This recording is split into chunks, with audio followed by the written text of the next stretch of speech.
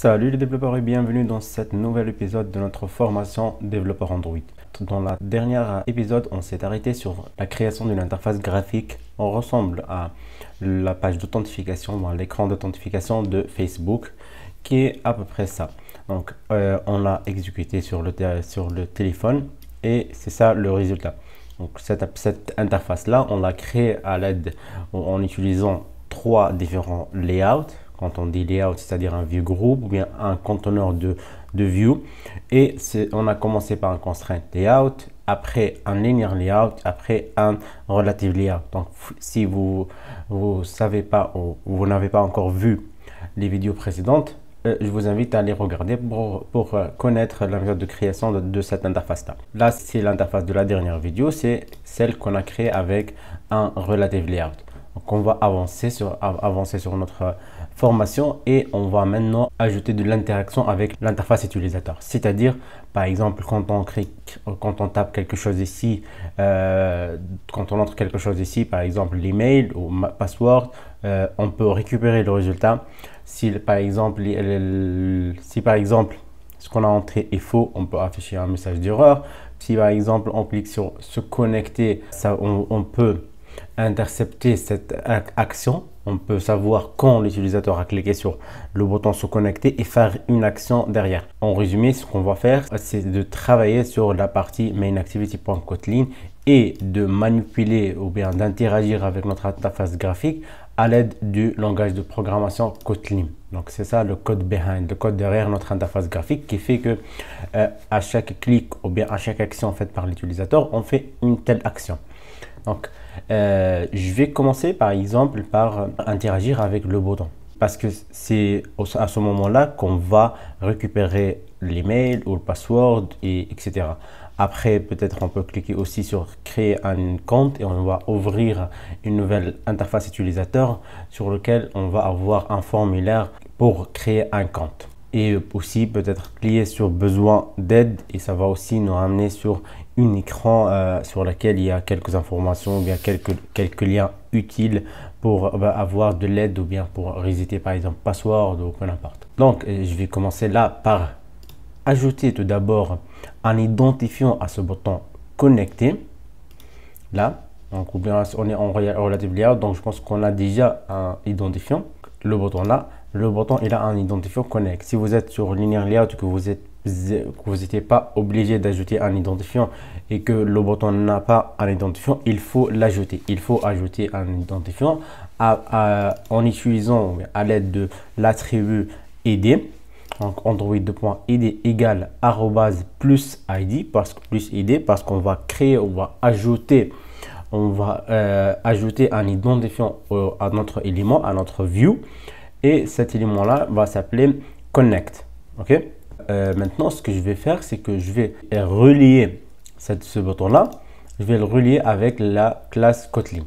Donc, on sait bien maintenant, notez bien dans vos têtes que le bouton a un identifiant unique qui s'appelle connect. On ne peut pas appeler par exemple cette edit-là, cette edit-text connect. Il faut qu'un seul élément a le bouton connect. Vous voyez là, c'est déjà souligné en rouge parce qu'un seul élément peut avoir un tel identifiant.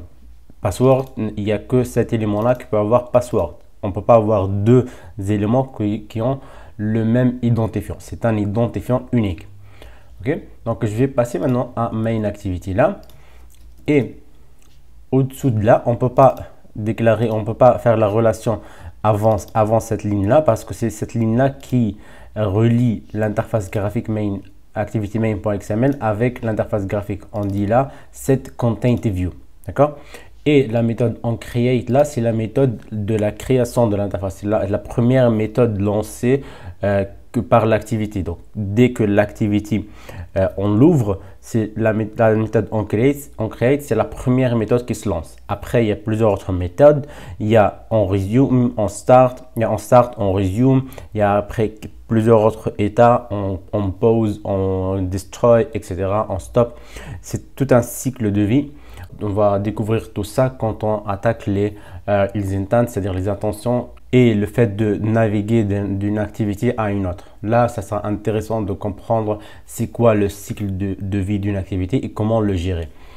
Donc là, on a bien dit que il faut pas écrire, il faut pas faire la relation entre une variable Kotlin et un view en XML avant cette ligne-là, parce que ça sera nul. Jusqu'à ce niveau-là, ici, notre activity, notre fichier Kotlin ne connaît pas encore le layout. Donc là, on va venir ici, on va faire val, c'est final. Donc val, et on va l'appeler connect aussi. Là. Connect, il va recevoir quoi? On va faire find view by ID, c'est-à-dire on va chercher un view par son ID. Ok, ce view est de type button. Ok, on va le laisser en rouge comme ça. Je vais vous expliquer comment corriger ça. Et cet identifiant s'appelle normalement connect. Ok, mais connect, ça on va le chercher où? Dans R. C'est un fichier r.java, c'est le fichier ressources. Et parce que les identifiants, les ID sont des ressources. Par exemple, il y a des ressources string, c'est le fichier strings.xml. Il y a la ressource color, c'est le fichier colors.xml. Il y a ressources drawable. Donc R, c'est une classe qui pointe sur res, ressources là. Vous pouvez faire r.mipmap, .layout, etc. Comme ici, par exemple, dans cette content view, on fait r.layout pour pointer sur le dossier layout et après .activity_main. Donc, après, on va chercher dans les ressources ID. C'est pas drawable, c'est pas mipmap, c'est pas layout, c'est une ressource de type identifiant. ID. Donc, et l'identifiant s'appelle connect.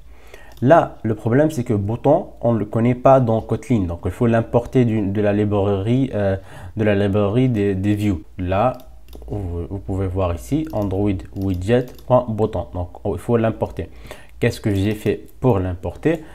J'ai survolé avec mon curseur ici et j'ai cliqué sur import. Ou bien, il y a aussi, vous pouvez juste ne pas écrire tout le mot et hop. Et ici, quand il vous affiche une suggestion de bouton, vous cliquez sur Entrée et ça va l'importer automatiquement. Aussi, vous pouvez faire, tout simplement, vous pouvez mettre le curseur sur le bouton et cliquer sur Alt Entrée et il va l'importer automatiquement. Donc là, on a notre bouton Connect. Qu'est-ce qu'on va faire pour dire maintenant que le bouton Connect, quand on clique sur le bouton Connect, on va faire quelque chose. Donc, on fait Connect.set on click listener, c'est-à-dire on va ajouter un listener de clic, un écouteur de clic. C'est comme si il va écouter, on va mettre quelqu'un ou bien on va mettre un processus qui va rester tout le temps en train d'écouter ce qui se passe sur le bouton. Si l'événement qui s'est passé sur le bouton c'est un clic, on va à ce moment-là on va faire une telle action, d'accord? Donc, et là, qu'est-ce qu'on va passer? On va passer, donc normalement, puisque c'est set on click listener, donc mettre un click listener. Donc nous, ce qu'on va faire, c'est qu'on va passer en paramètre un on click listener. On click listener. C'est simple. Vous n'êtes pas obligé de apprendre ça par cœur, parce que puisque c'est set on click listener, c'est juste que vous enlevez le set et ce qui reste, c'est le nom de l'objet. Donc set, on va passer on click listener. Bien sûr, on est en Kotlin, on ne met pas un new on click listener, c'est juste on click listener. Hop, et là, ce on click listener a un paramètre, c'est it de type view. On peut changer le nom, par exemple view de type view.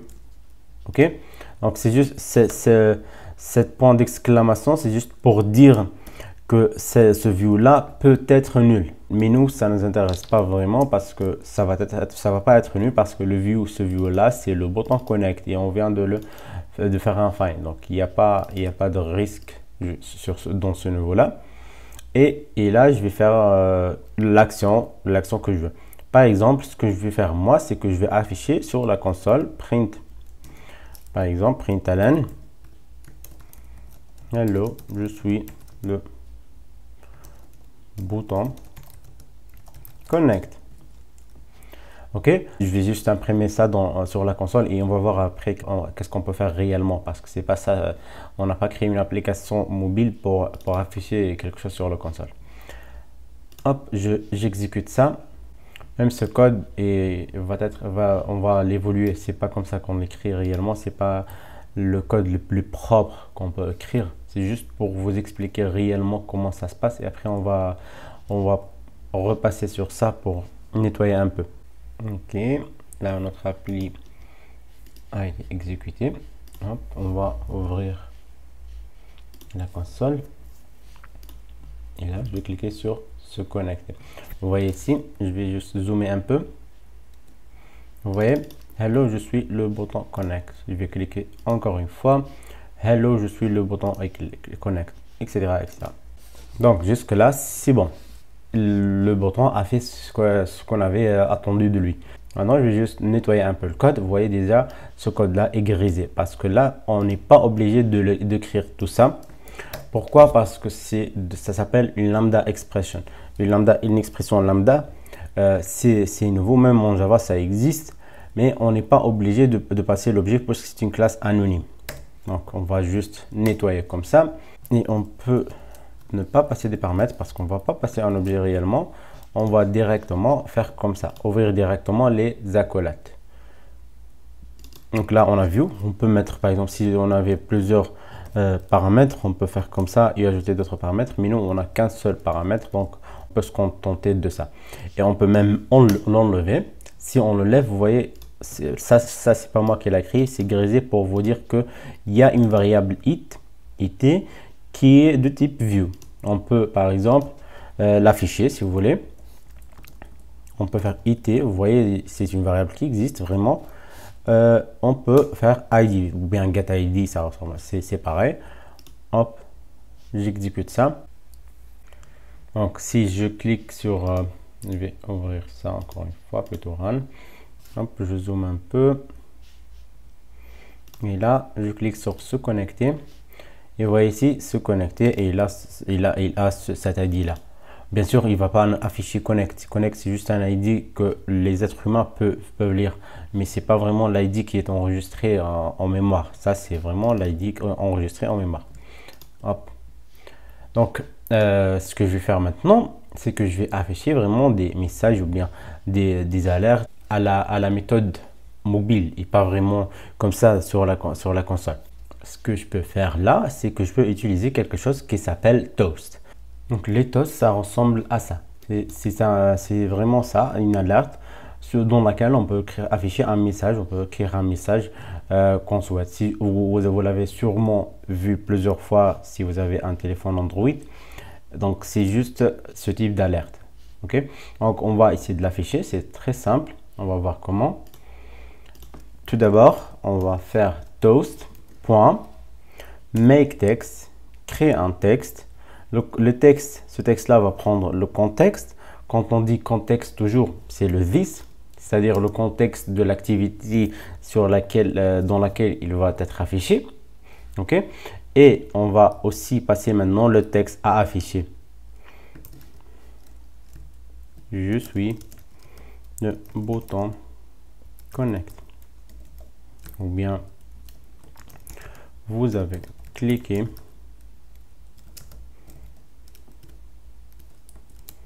sur le bouton connect.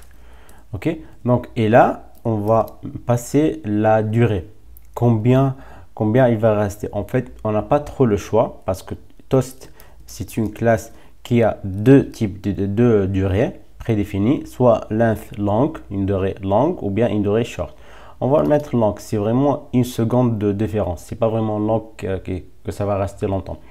Ok, donc et après à la fin on va appeler la méthode show. Donc comme ça, toast.makeText crée un texte. Ce texte là va être affiché dans cette activité là.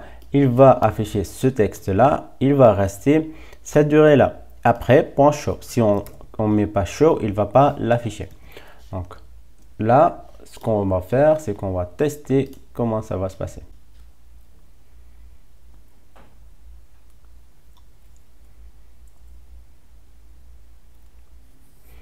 Donc, je clique sur se connecter. Je vais mettre ça en plus grand et je vais cliquer sur se connecter. Et là, vous voyez, vous avez cliqué sur le bouton connect. Et ça va rester un peu et après, il disparaît. Ok, donc vous avez maintenant compris qu'est-ce que c'est une toast. Donc c'est juste ce type de message d'alerte. C'est une alerte, on peut écrire ce qu'on veut là. On peut le personnaliser, mais ça c'est un peu plus avancé. On va le faire dans une autre vidéo à part, dédiée pour les toasts, comment les personnaliser, comment ajouter peut-être une petite image, comment afficher peut-être aussi, changer de couleur, changer de font, changer de size et tout ça. Okay, donc, mais pour le moment, c'est vraiment ça le but du toast. Ok. Qu'est-ce qu'on peut faire maintenant? On va revenir sur notre interface.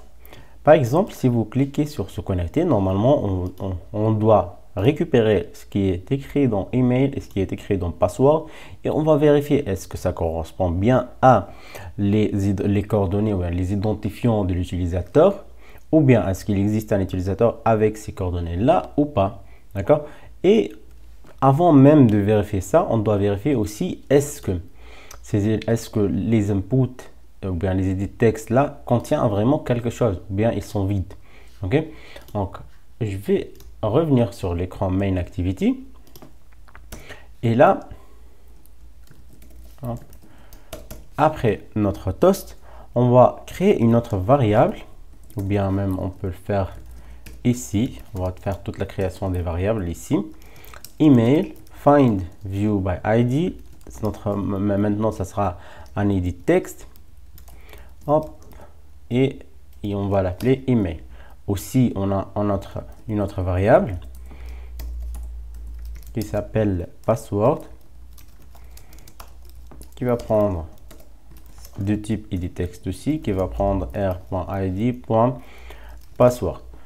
Et là, ce qu'on va faire, c'est qu'on va essayer de récupérer ce qui est écrit dans email et ce qui est écrit aussi dans password.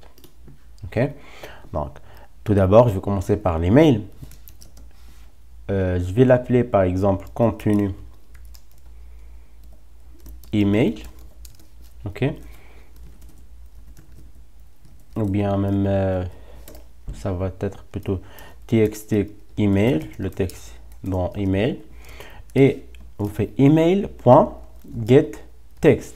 ok, le getText ou bien le texte, ça c'est en Java, mais en Android, en Kotlin, c'est plutôt texte tout simplement. On n'a pas, mais c'est vraiment ça pointe vers getText. Ok, quand on fait .text et on veut mettre le résultat dans une autre variable, il va appeler automatiquement getText. Si on veut faire email.text reçoit quelque chose, il va appeler le setText automatiquement.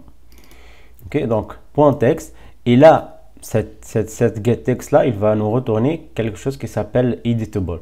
Ok, c'est pas, si je le refais comme ça, vous voyez bien le type de retour c'est editable et pas texte et pas string. Donc c'est pas string, donc on doit à la fin faire toString. On va le caster ou bien le transformer en chaîne de caractères. Là c'est le texte. Je vais juste afficher un toast ici pour afficher juste l'email tout simplement. Je vais afficher txt email par exemple.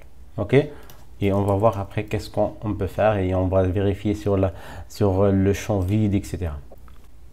Donc je vais essayer d'écrire quelque chose ici, par exemple nadim@gmail.com. ok, et là je clique sur se connecter. Hop, il m'affiche nadim@gmail.com. Donc il a bien récupéré ce qui est écrit dans l'edit text email. Ok, maintenant on va ajouter un peu plus d'interaction. On va tester sur le cas où le edit text est vide, par exemple, parce que là, si je clique sur se connecter, il va juste afficher un toast vide. Et ça, on ne le veut pas. Ce que je peux faire, c'est de tester. On veut faire un if text email is empty, c'est tout simplement comme ça. Est-ce qu'il est vide ou pas? Ok, là, ce que je peux faire, c'est afficher un toast. Hop, et là, je vais le dire, vous devez, ou bien l'email ne peut pas être vide. Le champ email plutôt, ça sera plus parlant. Le champ email ne peut pas être vide. Ok, ici, il entre bien ça. S'il y a quelque chose, c'est-à-dire n'est pas empty, on va l'afficher. Ok, donc if is empty, on l'affiche, le champ email ne peut pas être vide, sinon on affiche txt email. Hop. Donc là, je vais rien entrer. Je vais cliquer sur se connecter directement. Le champ email ne peut pas être vide. Et si je écris ici nadim@gmail.com et hop, se connecter nadim@gmail.com parce que le champ n'est pas nul. Je vais tester quelque chose d'autre. Comme ça, je vais mettre des espaces et je vais cliquer sur se connecter. Et là, il m'affiche un message vide avec des espaces. Ça, c'est pas autorisé. Donc, c'est quoi la solution pour ça? C'est de faire un trim. Il y a une méthode qui s'appelle trim. Vous allez le trouver dans Java, dans Kotlin, dans même, presque les mêmes langages de programmation, JavaScript, tout ce que vous voulez. Trim, ça, elle va enlever les espaces au début et à la fin pour éviter ce problème d'espace. Parce que si il enlève tous les espaces au début, il va s'arrêter à la fin et il n'y aura plus d'espace. Ok, j'ai réexécuté ça. Et là, je vais cliquer sur se connecter directement sans rien écrire. Et je vais refaire le test avec nadim@gmail.com, se connecter, il l'affiche bien. Et maintenant, je vais refaire le test de les espaces. Ok, se connecter. Hop, le champ email ne peut pas être vide. Il a bien compris que le champ email est vide, pourtant il y avait des espaces. Okay. Donc ça dépend si vous voulez autoriser les espaces, mais un email ne peut pas être des espaces. Ça c'est normalement c'est connu. Ok. Après on peut ajouter des expressions régulières. On va le voir après, mais des expressions régulières pour être sûr que le champ, ce que vous avez entré ou le texte que vous avez entré, c'est vraiment un email. Ok. Maintenant je vais récupérer le password. Hop. Txt. Password reçoit password.text.toString.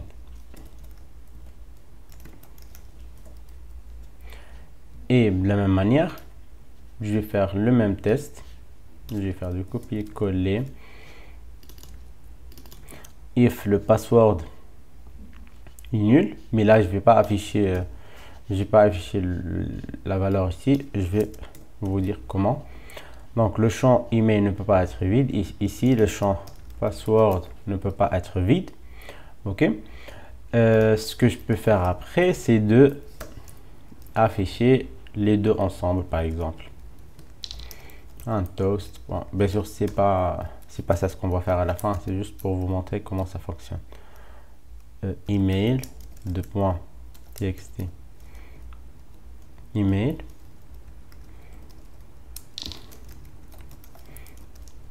Password, txt, password. Et à la fin, on doit faire un show.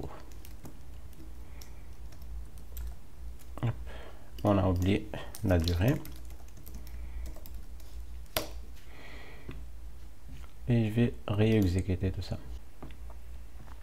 Donc là, si je laisse par exemple, si je tape quelque chose ici et je fais se connecter, je clique sur se connecter. Ah, j'ai pas fait un else ici. Ok, c'est pas grave. Donc je vais juste ajouter ça.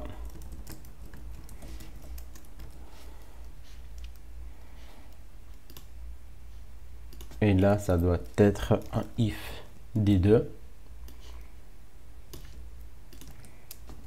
If l'email est nul ou bien le password est nul, dans ce cas-là,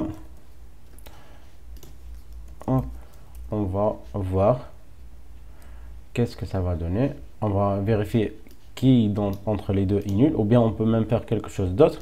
On va afficher un toast générique pour les deux. Pourquoi un message pour chacun? Ok, donc là, le champ email, ou bien les deux champs, ou bien vous devez tout simplement comme ça, vous devez remplir tous les champs. C'est beaucoup plus simple. Donc, vous devez remplir tous les champs. Après, si les deux champs sont remplis, on les affiche. Ok, donc c'est beaucoup plus simple comme ça et beaucoup plus compréhensible même pour vous. Donc, txt_email.trim.isEmpty. Donc, si le email est empty, est vide, ou bien le texte, le password est vide, si l'un des deux est vide, ou même les deux, ça va être trop aussi. Si l'un des deux est vide, on va afficher, vous devez remplir tous les champs. Sinon, on va afficher l'email et le password. Donc là, je clique sur se connecter. Vous devez remplir tous les champs. Et même si je remplis juste l'email, je laisse le password. Ou si vous devez remplir tous les champs, si je fais l'inverse de ça, comme ça, assorti, n'importe quoi, et je clique sur se connecter, vous devez aussi remplir tous les champs. Et si je clique sur ça, hop, et je clique sur se connecter, on a maintenant l'email et le password affichés. Bien sûr, on ne fait jamais ça, on n'affiche jamais le password en clair comme ça. Mais c'est juste pour avancer, pour vous expliquer comment ça fonctionne. Donc, pour le moment, on a ajouté un écouteur de clic sur le bouton. Quand on clique sur le bouton, on fait quelque chose. On affiche, on récupère l'email, on récupère le password, on vérifie s'ils ne sont pas nuls. S'ils le sont, si l'un des deux est nul, on affiche un toast pour dire qu'il faut remplir tous les champs. Else, qu'est-ce qu'on peut faire? On peut afficher toast make text et on peut afficher les valeurs. D'accord? Maintenant, ce qu'on peut faire aussi, c'est de vérifier, par exemple, si l'email et les passwords correspondent bien à des coordonnées bien définies. C'est-à-dire, on va juste attendre des coordonnées, par exemple, un email et password. Là, on n'a pas encore une base de données pour aller chercher dans la base de données est-ce que l'utilisateur existe et tout ça. On va le faire après. On va même appeler des serveurs externes comme Firebase, comme des web services, etc. Mais c'est pas le but de cette vidéo-là. Là, on est juste en train de apprendre comment faire des clics sur des boutons, comment faire des actions sur les emails, comment vérifier les valeurs dans les edit text, etc. C'est-à-dire interagir tout simplement avec les composants graphiques ou bien les widgets d'une interface Android. Ok. Donc là, par exemple, je vais créer une variable correct email dans laquelle je dois par exemple écrire nadim@gmail.com et là correct password et je vais mettre assorti par exemple. Donc l'utilisateur doit entrer l'email, cet email et cette password là. Ok, donc je vais juste tester comme ça. If correct email .equals égale à txt email, bien txt et pas texte, txt email. Donc, et bien sûr dans Kotlin je vais vous expliquer qu'est-ce qu'on peut faire pour améliorer ça. Et là c'est pas où, et password equals, c'est pas vraiment equals, mais je vais vous expliquer qu'est-ce qu'on peut faire, mais là c'est juste du Java. Hop, là si le password, l'email est equals à ça et le password est equals à ça, vous voyez ici quand vous voyez toujours une fonction qui est soulignée en jaune comme ça, c'est-à-dire vous pouvez la remplacer par quelque chose d'autre. Et là, l'Android Studio vous explique ou bien vous propose un remplacement. Donc, replace with égal. Donc, je peux remplacer par ça. Et même là, mais dans Java, on doit laisser equals. Ok. Donc, txt, là, c'est plutôt correct password. Correct password, je vais faire de copier-coller pour être sûr.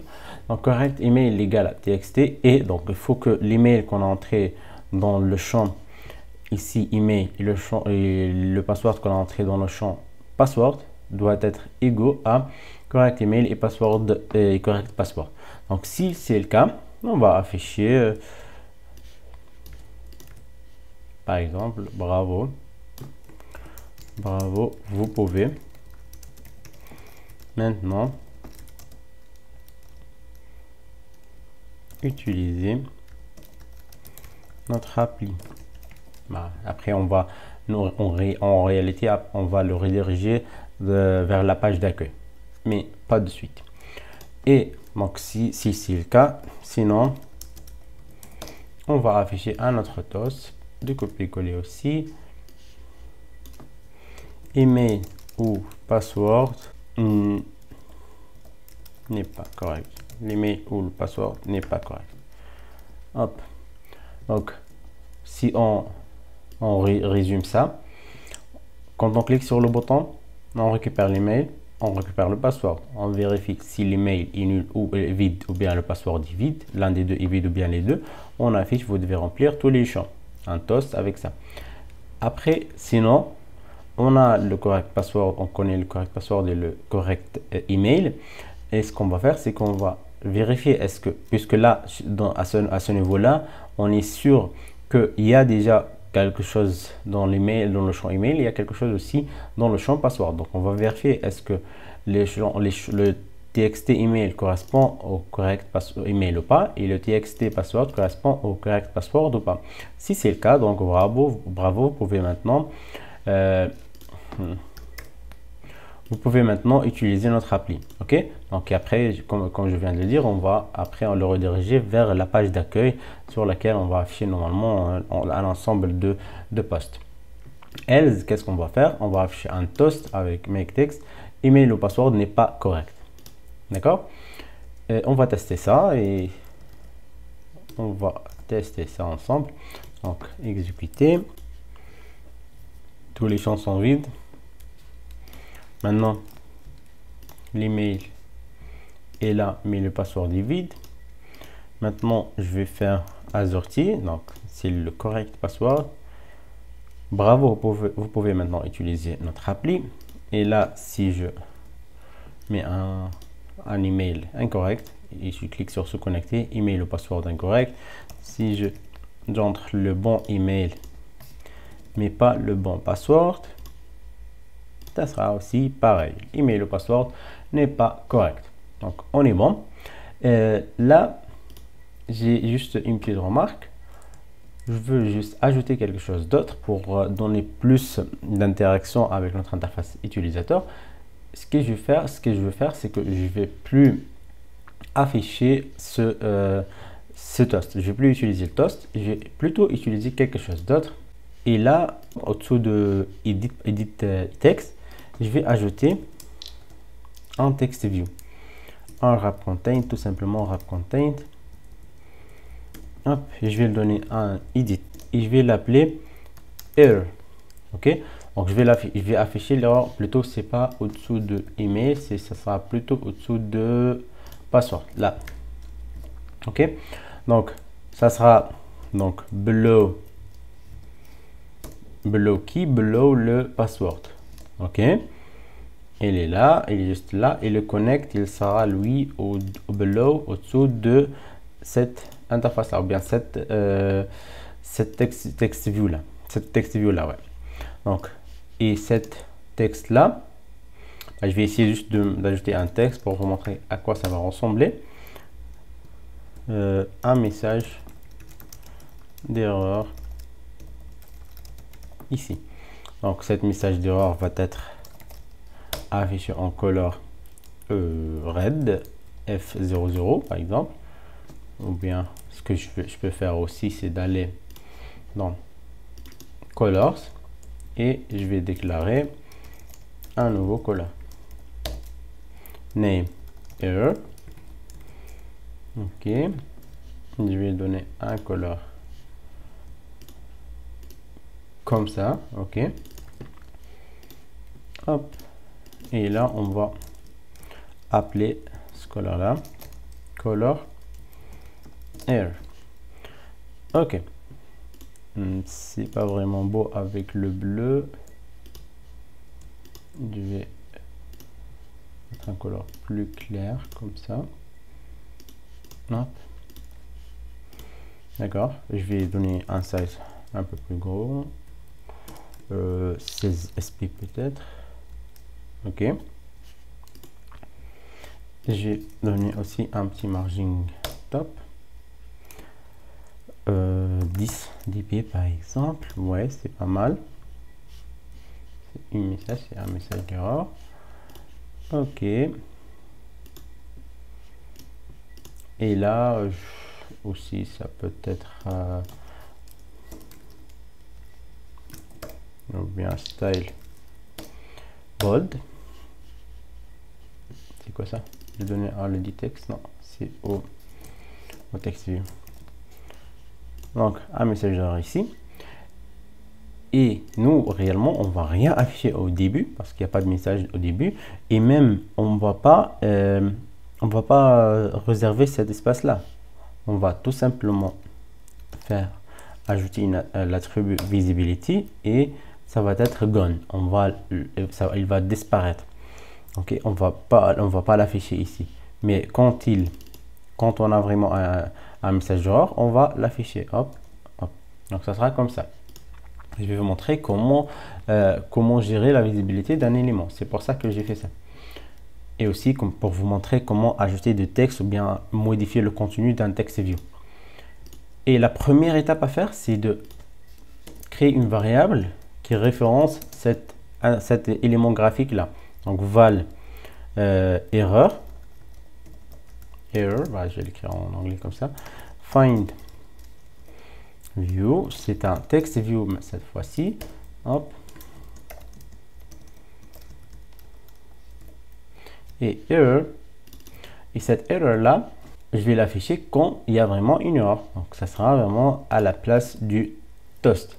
Et ce que je vais faire, c'est que je vais donner un texte à cette text view, à l'erreur. Et le texte, ça sera ça. Ok. Et j'ai plus affiché un toast.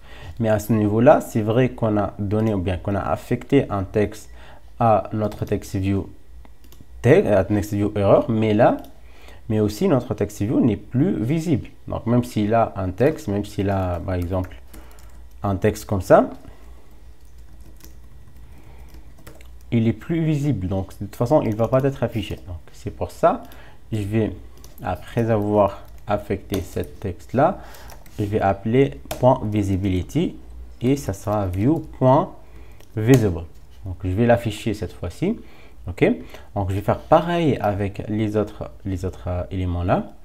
Là c'est un success, donc je vais l'afficher l'erreur ici et ça sera plutôt, je vais le copier-coller comme ça. Cet message là, hop, email ou password, email ou bien le password n'est pas correct. D'accord? Donc visibility visible. Ok, ça va être visible de nouveau. Et je vais montrer aussi un problème dans cette action là. Ok, donc si j'entre rien, ni l'email ni le password, vous devez remplir tous les champs. Là c'est cool. Et si je mets par exemple ça et je mets n'importe quoi dans le password, c'est pas le correct password, je vais se connecter, email le password n'est pas correct. Et là, je vais mettre le bon password et c'est là que vous allez remarquer le problème dont je vous ai parlé. Se connecter. Bravo, vous pouvez maintenant utiliser notre appli, mais là, l'email, le message d'erreur est encore visible. Donc, il faut à chaque fois réinitialiser la visibilité de cette message d'erreur. Comment on peut faire ça? C'est juste au moment où on clique sur le bouton, on clique sur le bouton connect, ouais, je vais faire erreur. Bon, visibility, il va reprendre la visibilité gone. Il va disparaître encore une fois et après on va la rafficher. Donc c'est vraiment si simple que ça. Donc à chaque fois on le cache et après on vérifie ce qu'on a comme données. Est-ce qu'il y a vraiment un email ou pas? Est-ce que les emails et le password sont corrects ou pas, etc. Et après on affiche le message d'erreur. Donc là, je clique sur Connect, vous devez remplir tous les champs. Là, je vais entrer une mauvaise password, se connecter, mais le password est incorrect. Et maintenant, je vais entrer le bon password, se connecter. Et là, bravo, mais on n'a pas le message d'erreur affiché. Donc, on est bon. J'espère que vous avez aimé cette vidéo. On a fait pas mal de choses sur cette vidéo-là. En plus, ces interactions sont vraiment obligatoire à comprendre parce que là, toute interface graphique va contenir sûrement des textes, va contenir sûrement ces actions-là où on récupère des valeurs des textes, où on vérifie est-ce que c'est nul ou pas, où on affiche des toasts, où on affiche un message d'erreur. Je vous ai aussi montré comment afficher un message d'erreur, comment le cacher, comment l'afficher, c'est-à-dire comment interagir réellement avec edit text, avec bouton et avec un text view aussi. Donc on peut faire beaucoup d'autres choses. Par exemple, s'il y a une erreur, on peut afficher la bordure de l'edit text en rouge par exemple, et on va ajouter un écouteur de clic sur créer un compte, un écouteur de clic sur besoin d'aide, etc. Et ça, on va le voir dans la prochaine vidéo. On va ajouter un écouteur de clic sur créer un compte qui va nous ramener sur une nouvelle activité. Donc, enfin, on va voir les intentions, comment créer plusieurs activités, comment aller à une nouvelle activité et revenir et faire un back retour à l'activité précédente, etc., etc. Et après, on va attaquer beaucoup d'autres choses intéressantes, les listes, les bases de données, etc. Donc, mais là, c'est vraiment la base. Donc, n'oubliez pas de s'inscrire à la chaîne si ce n'est pas encore le cas. Et pour nous encourager, vous pouvez aussi partager la vidéo avec vos amis.